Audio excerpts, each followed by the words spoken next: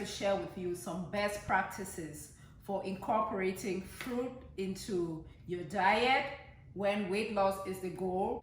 The thing is, we often hear that we should eat fruit and vegetables, but what most of us end up doing is eat more fruit than the vegetables, which is a problem.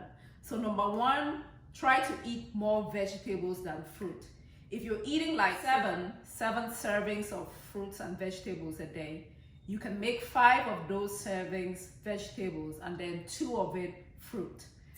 They say that the amount of fruit that will keep your fructose levels okay and therefore leptin functioning right is around 20 grams. When I share with you how much sugar is contained in 100 grams of fruit, you will understand what I'm talking about. The second thing that I would like to talk about is that when you eat fruit, it's better to eat the fruit whole.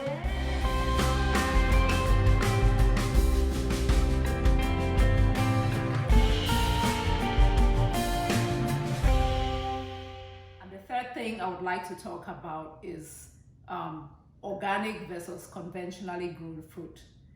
The way that we do agriculture nowadays is to use a bunch of pesticides and a lot of chemicals. A lot of those things, the things that we don't want, the chemicals, end up in our body, and some of them are quite nasty. If you have a couple of dollars to spare, invest that on organic as opposed to conventionally grown, because the organic farmers don't use pesticides that can harm you. Let me show you how portions of fruits look like and how much sugar is in there. Based on the feedback that I got from asking that question, 3 favorite fruit, I have a top 10, which is what I am going to work on. What I did was use the same amount throughout, which is 100 grams.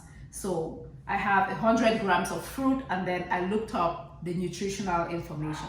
The thing that you have to look at when you're looking at fruit is the amount of sugar in there. That's what we're looking at. We want to have that balance between the nutrients that we're getting and the sugar. Okay, I'm gonna start with grapes. Here, 100 grams has 15.5 grams of sugar. There's a total of 18 grams of carbs, but most of the carbs are coming from sugar. Next is mango. This is a total of 15 grams of sugar in 100 grams of mango. And here's banana, 100 grams of banana, 22 grams of carbs, and 12 grams of sugar. And here's apples. We have 52 calories, 14 grams of carbs, and 10 grams of sugar. And pineapples, my favorite, there's 50 calories in a cup and 10 grams of sugar. Here we have oranges. Oranges, 12 grams of carbs and 9.4 grams of those are sugar. And blueberries, we have 14.5 grams of carbs and 10 grams of sugar. Papaya, or pawpaw as we used to call it, has about 8 grams of sugar per 100 grams. Watermelon has 6 grams of sugar in 100 grams. Strawberries has 5.3 grams of sugar. Fruit is not a bad thing. Fruit is healthy, but it's one of those situations where it is a healthy but. Let me say this, if you're just beginning on this journey, please don't pay any attention to what I said today. You need to focus on controlling calories and controlling how much carbs you eat. I'm talking about the starchy carbs, getting your exercise in. Please watch episode 1 through episode 5 and make sure you're implementing those things before you worry about fruit. Fruit is an advanced topic, if you will, okay? But I had to bring it in at episode 6 because it kind of ties with episode 5 where we talk about carbohydrates. If you still have excess body weight, please have more vegetables than you do have fruit.